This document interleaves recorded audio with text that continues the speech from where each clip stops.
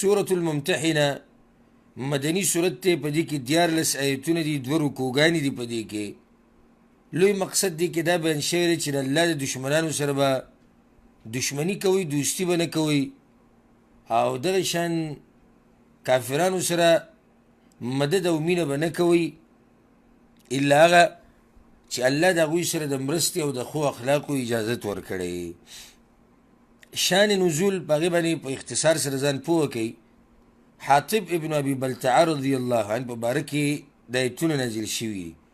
پیغمبر صلی الله علیه وسلم په مکه باندې د حملې اراده کړې وه او دی وی چې څوک به هغوی خبروي نه، موږ به اچانک ورځو. په دې کې یو زنانه مدینې ته راله، نو دې حاطب رضی الله عنه هغې له خط ورکو د مکې والو په نوم باندې چې دا پیغمبر صلی الله علیه وسلم په تاسو حمله کوي. غرض یې پکې دا و چې په مکه کې د ده ښځې او بچي و، نو چې د هغوی سره احسان وکړم. جاسوسي غرض نه و، کفر غرض نه و، بلکې د ښېګړې په بدله کې ښېګړه کول، او ذهن کې دا وه چې الله سیم د حق غالبه کوي، د خپل پیغمبر غالبه کوي، که زه حل ومم نو دا به څه نقصان نه کوي. دا د هغه اجتهادي غلطي وه. پیغمبر صلی الله علیه وسلم زبیر، علي او مقداد رضی الله عنهم دا درې واړه په دې ښځه پسې ولګول. هغوی دا ښځه را ټینګه کړه، دا خط یې ترې واخیستو. چې دا خط کله میلاو شو نو حاطب رضی الله عنه راغی پیغمبر صلی الله علیه وسلم چې تپوس یې وکړ یا رسول الله په ما تادي مه کوه، زما کفر غرض نه و. په مکې کې څه خپلوان وو، ما د هغوی د لاسه دا خط لیکلی. پیغمبر صلی الله علیه وسلم وی دې سړي رښتیا خبره وکړه، د مقصد جاسوسي او کفر نه و. الله د ایتونه نازل کړو. بسم الله الرحمن الرحیم. یا ایها الذین آمنوا ایمان والو لا تتخذوا عدوي وعدوكم أولياء منی سی دشمن زما و دشمن ستاسو دوستان تلقون الیهم بالموده چې غزاری تاسو هغوی ته دوستی، تاسو به د هغوی سره څنګه دوستي کوئ. وګوره وقد كفروا بما جاءكم من الحق، او حال دا چې هغوی کفر کړی دی په هغه څه چې راغلی دی تاسو ته د حق نه. یخرجون الرسول و ایاکم، وباسي دوی رسول لره او تاسو لره. ان تؤمنوا بالله ربکم، په دې وجه چې تاسو ایمان ولرئ، یا په دې وجه چې تاسو ایمان لرئ په الله باندې چې رب دی ستاسو. د دې د لاسه دوی تاسو سره دښمني کوي، تاسو یې شړلي یئ. وجه پکې دقه ده چې تاسو په الله باندې ایمان راوړی دی. ان کنتم خرجتم جهادا فی سبیلي، که چېرته تاسو راوتلي یئ دپاره د جهاد کولو په لاره زما کې، وابتغاء مرضاتي، او دپاره د لټولو د رضا زما. که تاسو زما په لاره کې الله وي جهاد له راوتي او ما راضي کوئ، نو دوی سره به دوستاني نه کوئ. تسرون الیهم بالموده، پټه لیږئ تاسو دوی ته دوستي. وانا اعلم بما اخفیتم وما اعلنتم، او زه ښه پوهېږم په هغه څه چې تاسو یې پټوئ او هغه چې تاسو یې ښکاره کوئ. ومن یفعله منکم، او چا چې وکړو دا کار ستاسو نه، فقد ضل سواء السبیل، یقینا گمراه شو د نیغې لارې نه. وګوره د کافرانو د کفر ته او ضد او عناد او بغض ته، او تاسو سره دوستي کوئ او دوستي خبرې ورته کوئ. ان یثقفوکم، که چېرته عمومي دوی تاسو لره، یکونو لکم اعداء، نو کېږي دوی ستاسو دشمنان. ويبسطوا إليكم أيديهم وألسنتهم بالسوء، او ږدئ دوی تاسو ته لاسونه خپل او جبې خپلې په بدۍ سره. وودوا لو تکفرون، او خوښئ دوی ارمان چې تاسو کافر شئ. دوی خو دې دپاره لګیایي تاسو کافر کوئ او تاسو سره دوستیانې کوئ. بس که څوک دا وایي چې ما د ښځو د بچو دپاره دا کار کړی، الله وایي دغه دله فایده خو نه درکوي په آخرت کې. لن تنفعكم أرحامكم ولا أولادكم يوم القيامة، هیچ چیرې فایده به درنکړي تاسو ته خپل ولیانې ستاسو او نه بچي ستاسو په ورځ د قیامت یفصل بینکم جدایي به راولي الله په منځ ستاسو کې والله بما تعملون بصیر او الله په هغه عملونو چې تاسو یې کوئ لیدونکی دی. اوس الله ترغیب ورکوي وراشي ابراهیم علیه السلام ته وګورئ څنګه د کافرانو نه هغه ځان بري کړی او د براعت اعلان یې کړی او دغه شان به تاسو هم کوئ. قد كانت لكم أسوة حسنة في إبراهيم والذين معه يقينا شتي تاسو لره تابعداري خيستا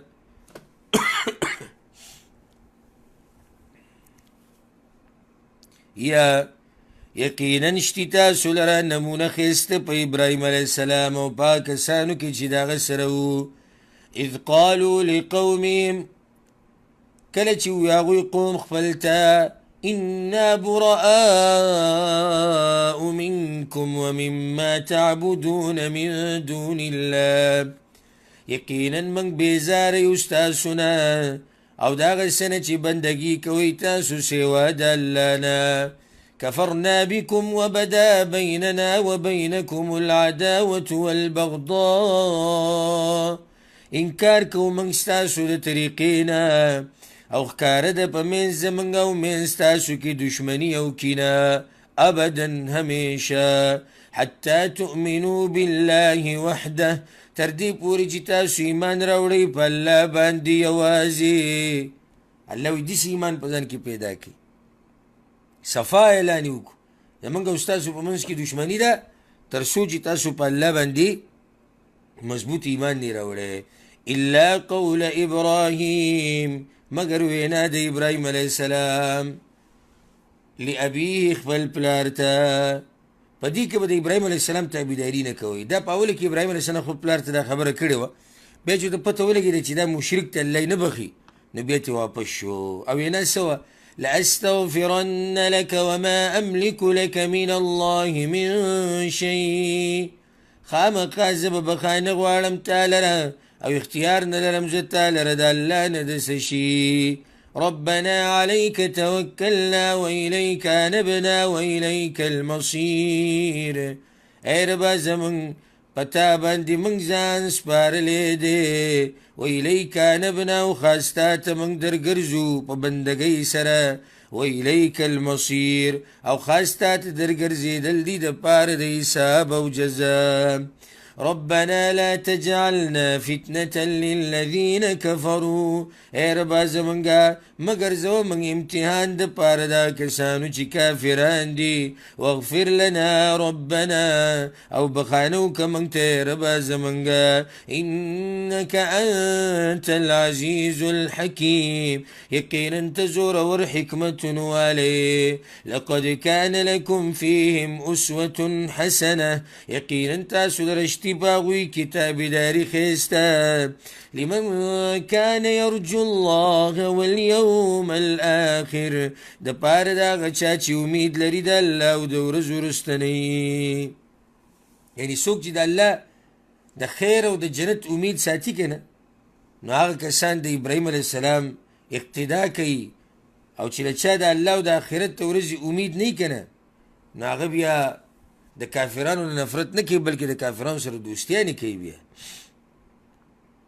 ومن يتول فإن الله هو الغني الحميد او څوک چې مخ واړی نو یقینا الله بې حاجت استایلی شوی دی الله اوس یو زیری ورکوي چې کیدای شي دا دشمنان ستاسو را سخت سخت دشمنان الله به ورته توفیق د ایمان ورکي نو کیدای شي دوی مسلمانان هم شي او داسې ډېر شوي دي عسى الله أن يجعل بينكم وبين الذين عاديتم منهم مودة امید دی چې الله به وګرځي په منځ تاسو کې او په منځ دغه کسانو کې چې دشمني کوئ تاسو ورسره د دوی نه دوستانه کیدای شي الله سره همدغه کسان دوستان کې تاسو چې سره دشمني کوئ والله قدير والله غفور رحيم او الله قادر دی والله بخون کې مهربان دی هدې مطلب دا نه دی چې ته به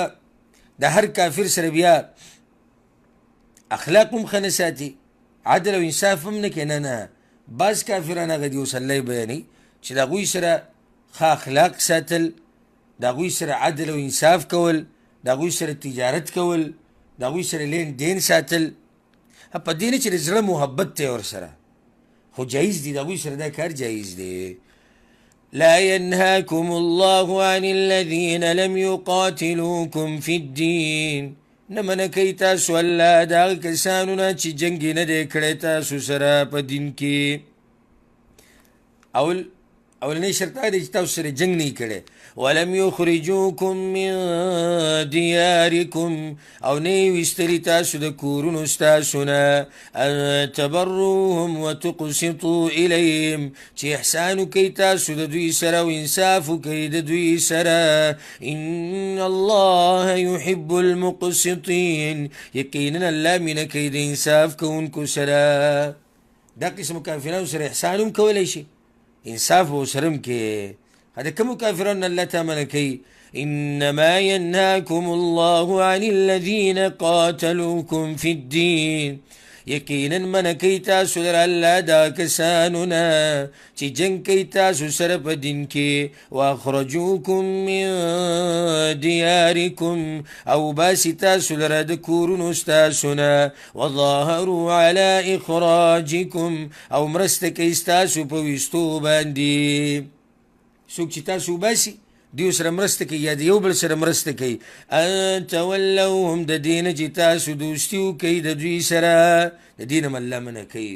ومن یتولوهم، او چا چې دوستي وکړه د دوی سره، فاولئک هم الظالمون، نو دغه کسان هم دوی ظالمان دي.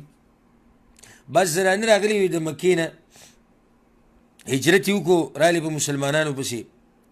مشرکان وی دا راولېږئ موږ ته سره صلح کړې وه، او په صلح کې دا خبره وه چې که زموږ د طرف نه څوک درغی تاسو به رالېږئ. سبحان الله، په صلح کې د زنانو دا ټکی نه و. نو پیغمبر صلی الله علیه وسلم دا خو موږ نشو واپس کولی، ځکه چې صلح خو په دې نه دی شوی، موږ د صلح مخالفت نه دی کړی، موږ پرې ولاړ یو. الله دا ایتونه نازل کړو.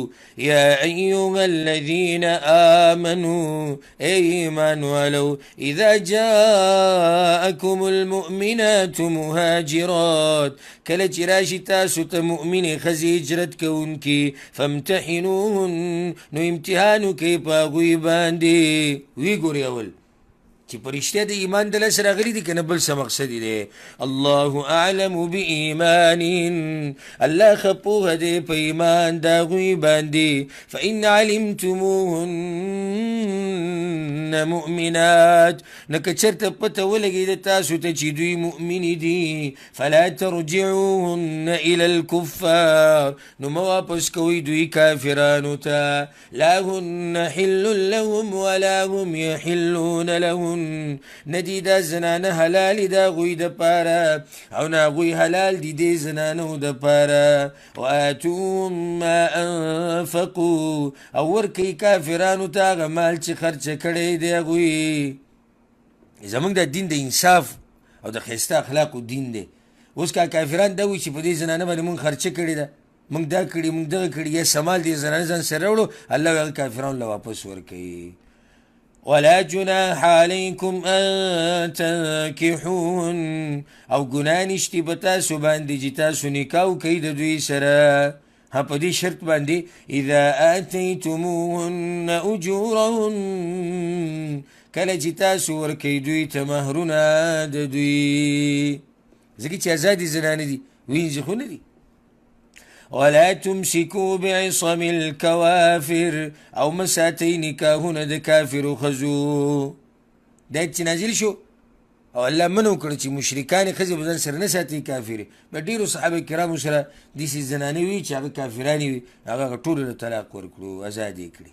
واسألوا ما انفقتم وليسألوا ما انفقوا، او غواړئ هغه مالونه چې خرچه کړي تاسو، او ودې غواړي دا کافران هغه مالونه چې هغوی خرچ کړي دي.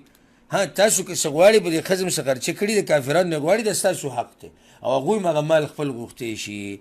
ذلکم حکم الله، دا فیصله د الله ده. يحكم بينكم فیصله کوي په منځ تاسو کې. والله عليم حكيم او الله پوهه حکمت والده. وإن فاتكم شيء من أزواجكم إلى الكفار او کچرته پاتې شي ستاسو نه شمال د بیبیانو ستاسو نه کافرانو ته. کچرته پاتې شي ستاسو شمال کافرانو ته د بیبیانو د لاسه، د مسلمانانو څخه ښځې کافرانو سره ملګري شوي او هغوی هغه مال نه ورکوي. دوی د مال مطالبه وکړه مسلمانانو چې زموږ دومره مال لګېدلی، هغوی هغه مال نه ورکوي. اوس به څه کې؟ الله وی فعاقبتم بیا نمبر راشي ستاسو، بیا مسلمانان په یو جنګ کې د کافرانو سره مخامخ شي او بدله ترې واخلي. نو څه به کې بیا؟ فآتوا الذین ذهبت ازواجهم مثل ما انفقوا، نو ورکوي کسانو ته چې تلي دي ښځې د هغوی په شان د هغې چې هغوی خرچه کړې ده. مال غنیمت نه به دغه کسانو له مال ورکوي، دا کوم چې ښځې کافرانو پسې تلي دي که نه او د دوی مال پاتې دی، نو اول به د مال غنیمت نه د دوی هغه برخه راویستی شي. واتقوا الله الذي انتم به مؤمنون، او ویریږئ د هغه الله نه چې تاسو په هغه باندې ایمان لرونکي یئ. یا ایها النبي، ای پیغمبره. اوس د زنانو بیعت بیانوي، زنانه به راتلي که نه بیعت له الله پیغمبر ته ته به ورسره په دې خبرو بیعت کوي. پیغمبر صلی الله علیه وسلم به زنانو سره په وینا باندې بیعت کوي، لاس به یې نه میلاو زنانو سره، ځکه چې پردۍ زنانه سره لاس میلاول دا حرام دي په شریعت کې. یا ایها النبي، ای پیغمبره. اذا جاءك المؤمنات، کله چې راشي تا ته مؤمنې ښځې، یبایعنک بیعت کوي تا سره. په کومو خبرو به بیعت کیږي؟ على ألا يشركن بالله شيئا، فدي خبره چې دوی به برخداران نه جوړوي د الله سره هیڅ شی. ولا يسرقن ولا يزنين، او نه به غلا کوي او نه به زنا کوي. ولا يقتلن اولادهن، او نه به وجني بچي خپل. ولا يأتين ببهتان يفترين، او نه به راتګ کوي په بهتان سره چې جوړوي بین ایدیهن وارجلهن، فما بین د لاسونو کې او پما بین د خپو کې. د دې څه مطلب دی؟ لاسونو او خپو په منځ کې څه ده؟ یعنې داسې نه چې د یو سړي سره زنا وکړي او پردی ماشوم بیا بل سړي ته منسوب کړي، خپل خاوند ته منسوب کوي، بهتان ولګوي چې او جي دا زما د خاوند زوی دی. الله وایي داسې به نه کوي. ولا یعصینک فی معروف، او نافرمانی به نه کوي ستا په نیکۍ کې. دا اوس عامه خبره شو، هر د خیر کار چې دی پای کې به د پیغمبر مني. فبایعهن واستغفر لهن الله، نو بیعت وکړه د دوی سره او بخانه غواړه دوی لره. ان الله غفور رحیم، یقینا الله بخونکی رحم کوونکی دی. اوس الله د صورت په آخره کې بیا د صورت هغه مضمون راوړي چې تاسو به ځان د ایمان تقاضا دا دی چې تاسو به د کافرانو دوستۍ نه ځان ساتئ. یا ایها الذین آمنوا لا تتولوا قوما، ای ایمان والو دوستي مه کوئ د هغه قوم سره غضب الله علیهم چې غضب کړی دی الله په هغوی باندې. یهودیان دي، یهودیانو سره به دوستۍ نه کوئ. مخکې عام کافران یاد شو. قد یئسوا من الآخرة، یقینا امید دی دوی د آخرتنا. کما یئس الکفار من اصحاب القبور، لکه څنګه چې نا امید دي کافران د راپورته کېدو د قبرونو والونا یا د قبرونو والونا.